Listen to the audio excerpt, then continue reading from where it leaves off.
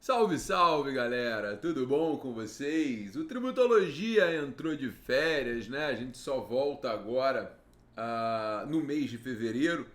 Só que eu tava aqui, tranquilamente, tocando a minha vida, atualizando meus livros, atualizando minhas aulas, atendendo os clientes, né? Nas demandas de reforma tributária, que a galera tá super ansiosa. Quando de repente cai uma bomba, né? Uma bomba tributária que vai dar muito pano para manga, né? Porque foi publicada a medida provisória hoje, a MP 1202 de 2023, 1202 de 2023. É o assunto mais falado do dia. E eu confesso que eu fiquei o dia inteiro sem olhar o meu celular, né? Quando de repente eu abri meu celular, tem milhares de mensagens no meu Instagram, nas minhas redes sociais, pedindo para eu falar sobre a MP 1202. Então eu dei uma paradinha, eu falei, cara, vou falar sobre a MP 1202 para a galera que me acompanha, porque eu sei que é um assunto que está gerando muita ansiedade em todo mundo. Essa MP, ela tem 3 pontos negativos. Aliás, ela é uma MP super negativa, ela só é positiva para o governo. O objetivo da MP 1202 é efetivamente garantir que o governo supra, né, e zere o déficit fiscal. Porque o governo está gastando mais do que deveria, e isso todo mundo sabe, né? Isso é inegável. Não se trata aqui de opinião política, que o governo está gastando muito ele mesmo, sabe?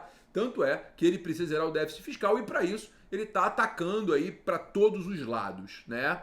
É importante dizer que essa MP, então, ela é muito negativa por vários motivos.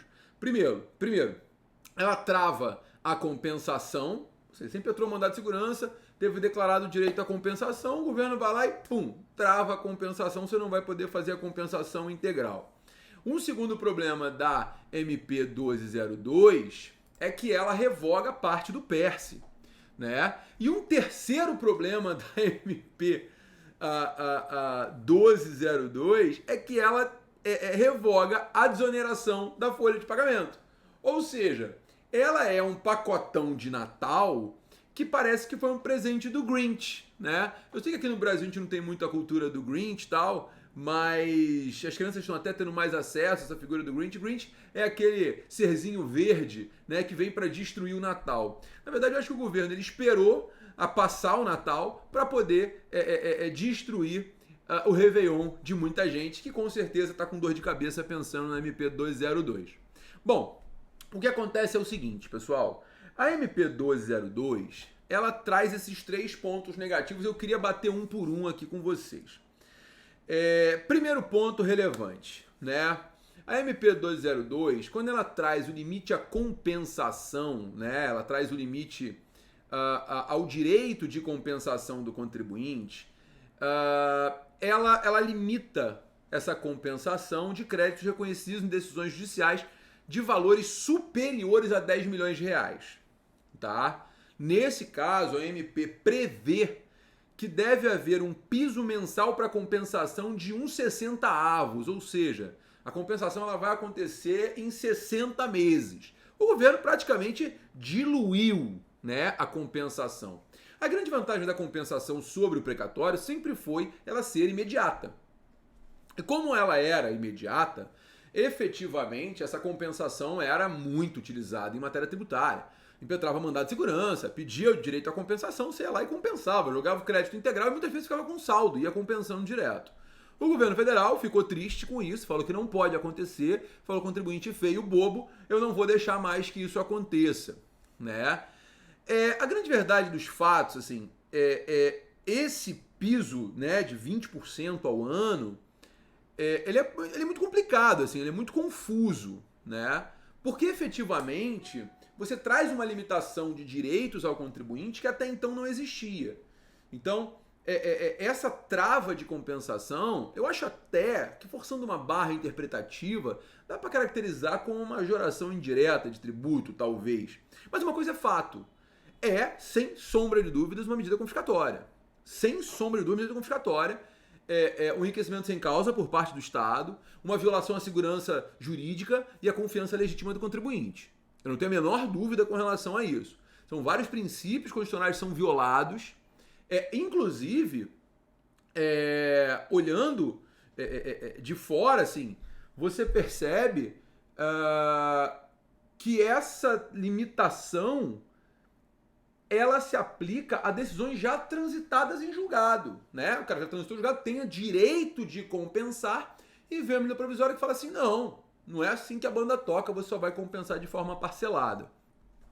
Particularmente, eu acho que nesse caso, deve ser aplicada a jurisprudência do STJ, no sentido de que as compensações devem ser analisadas de acordo com a legislação vigente na data do ajuizamento da ação. Então, até então não havia essa trava de limite. Na minha opinião, a trava de limite só pode acontecer a partir de agora, tá? Com relação às compensações que já foram declaradas pelo judiciário, não caberia essa retroatividade, porque ela é uma retroatividade maligna. A retroatividade não pode ser para prejudicar o contribuinte, tá? Além disso, no tocante ao PERSE, também houve uma alteração, né? Nessa alteração do PERSE, o PERSE foi praticamente esvaziado. A MP 1202, ela simplesmente acabou com o PERSE. O benefício do PERSE era muito claro. O contribuinte que aderisse ao PERSE teria alíquota zero por 60 meses dos tributos das empresas do setor de eventos. Né? E aí, aquela discussão entra, não entra, enfim. Eu vou nem entrar nessa discussão. Mas o governo vai lá e fala, não, acabou. A partir de 1º de abril de 2024, as empresas voltam a pagar PIS, COFINS, CSLL integral. E a partir de 1º de janeiro de 2025, volta o imposto de renda. Respeitando aí a anterioridade à noventena de acordo com o respectivo tributo, né? Cara, na boa. Respeito à anterioridade à noventena, eu concordo, tá respeitando, você tá reonerando, então tem que respeitar. Tá... Esse ponto tá ok, eu não vou entrar nessa discussão não, porque não tem nem o que discutir aqui. Eu tenho 2 pontos a discutir aqui que são relevantes, né? O primeiro ponto a discutir aqui nesse caso especificamente, havia requisitos para o contribuinte aderir ao PERSE. E como havia requisitos para o contribuinte aderir ao PERSE, esses requisitos precisavam ser preenchidos. E dentre esses requisitos, você tinha alguns setores tinham que ter cadastro, alguns setores tinham que ter atividade em determinada data, né? E efetivamente, galera, eram requisitos que tinham que ser preenchidos. Aqui a gente vai entrar numa discussão que é o seguinte: são requisitos ou condições? São requisitos ou condições? Porque, veja, em sendo requisitos, a gente vai parar esse assunto por aqui e não vai nem continuar a discussão. Agora, se forem condições, o PERSE tinha prazo determinado.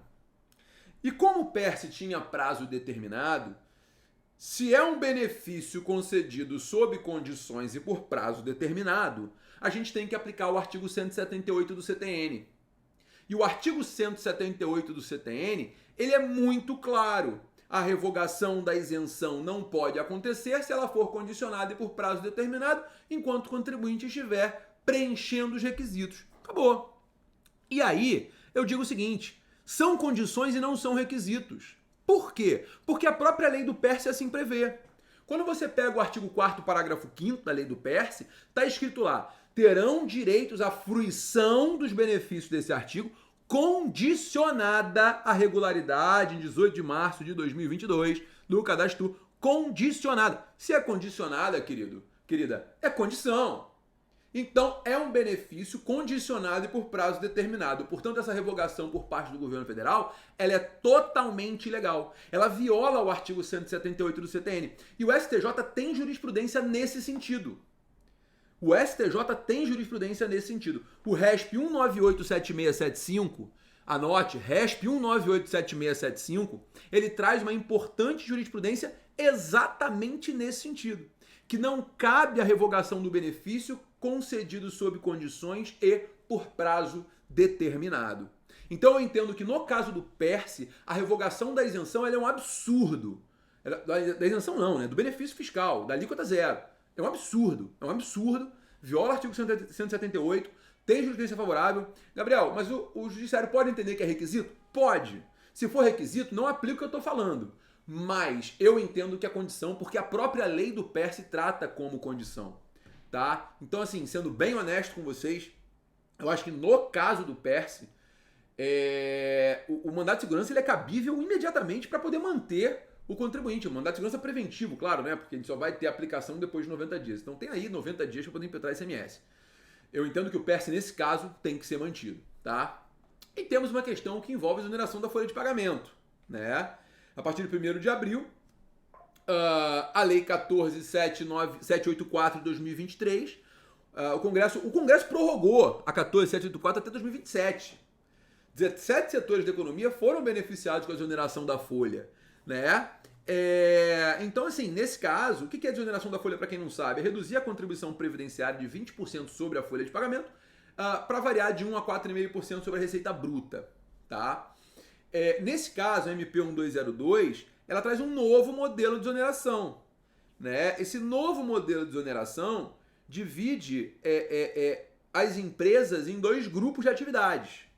Inclui 17 atividades listadas lá de acordo com o seu CNAE, e aí você vai ter transporte, rádio, TV aberta e tal. E um segundo grupo você tem 25 atividades, né? Construção de rodovia, edição de livros e tal. No primeiro, a empresa ela passa a pagar a alíquota cheia de 20% de contribuição previdenciária, em vez de pagar, desculpa, né? No lugar de pagar essa alíquota cheia de 20%, elas começam pagando em 2024 10%. E até 2027, 17,5%. Então volta ao patamar de 20%. No segundo grupo, a alíquota já começa em 15% em 2024. Né? Então, assim, na verdade, cara, aqui o que se discute, eu acho assim, na minha opinião, não tem ilegalidade nisso aqui, né? Desoneração não tem requisito, não tem como alegar o artigo 178, pelo menos no primeiro momento eu não vislumbro isso. Mas peraí, quais são os requisitos para editar um troço chamado medida provisória? Os requisitos para edição de um troço chamado medida provisória são relevância e urgência. Qual é a relevância e urgência desse tipo de revogação agora? E outra, fere a segurança jurídica, fere a confiança legítima. Eu não tenho a menor dúvida que nós temos nitidamente um ataque a esses princípios que são tão importantes no direito tributário. E mais do que isso, o parágrafo 3º do artigo 145, com redação dada pela Emenda Constitucional 132, que é a reforma tributária, ela trouxe 5 novos princípios, que são a simplicidade, transparência, justiça tributária, cooperação e defesa do meio ambiente. Aqui não tem transparência nenhuma nessa alteração e não tem justiça tributária. Porque não é justo que um contribuinte tenha se planejado para que no próximo ano ele pague sobre o faturamento e sendo obrigado a pagar sobre a folha. O seu planejamento de contratação foi por água abaixo. Foi por água abaixo. Então, assim, você fere diversos princípios, até mesmo os novos princípios trazidos pela reforma tributária.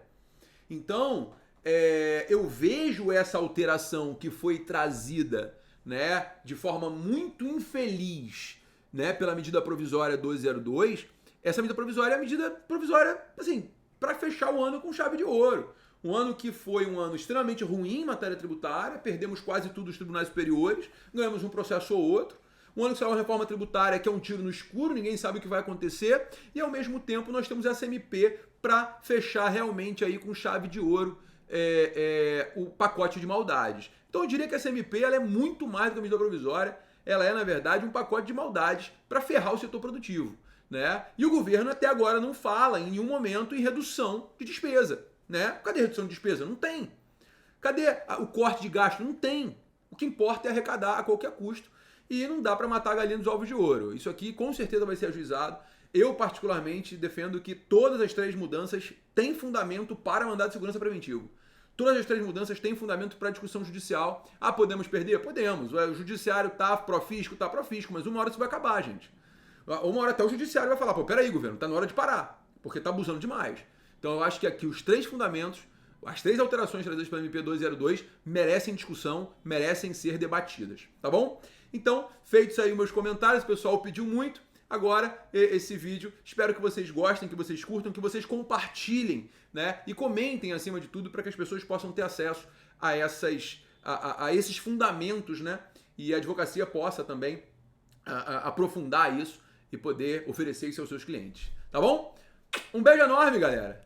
Feliz Ano Novo! Espero, hoje é dia 29 de dezembro, espero que até o dia 31 não apareça mais nenhuma tragédia tributária nesse meu Brasil varonil, né? Vamos lá, energia positiva que vem em 2024. Tchau, tchau.